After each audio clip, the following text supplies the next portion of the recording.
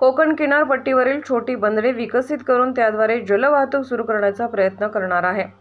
जलवाहतुकीच्या माध्यमातून कोकणवासी आपल्या गावाकडे यावेत अशी माझी इच्छा आहे, असे प्रतिपादन राज्याचे मत्स्य व्यवसाय आणि बंदरे विकास मंत्री नितेश राणे यांनी केले। राणे कणकवली येथे आयोजित पत्रकार परिषदेत बोलत होते।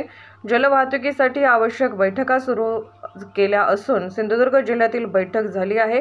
आज रत्नागिरी येथे बैठक होत आहे। लवकरच एक संयुक्त बैठक घेऊन जलवाहतूक सुरू करण्याच्या दृष्टीने आढावा घेण्यात येईल, असेही ते पुढे म्हणाले। मत्स्य व्यवसायासाठी तुम्ही फार मोठ्या प्रमाणात चांगल्या पद्धतीने कार्य करता, चांगल्या इनिशिएटिव्ह तुम्ही घेतलेली आहे, पण त्याच संदर्भात बंदर सुद्धा विभाग आपल्याकडे आहे, तर छोटी छोटी बंदर विकसित करून जलवाहतूक होण्याच्या दृष्टीने काही प्रयत्न सुरू होणार? तसे प्रस्ताव मी सिंधुदुर्गाची तशी बैठक बोलवलेली होती। आज रत्नागिरीच्या बैठकीसाठी जातोय जलवाहतुकीच्या दृष्टिकोनातून, जेणेकरून लोकांना आता बघा कोकण रेल्वे सुरू झाली, आपल्याला किती सोय झाली, N66 हायवे आला, त्याच्याने आपल्याला किती सोय झाली। तसंच माझी इच्छा आहे की एक दिवस लोकांनी जलवाहतुकीच्या निमित्ताने मुंबईवरून यावं, गावी यावं, हा माझा प्रयत्न आहे। त्या दृष्टिकोनातून मी माझे प्रस्ताव मागितलेले आहेत।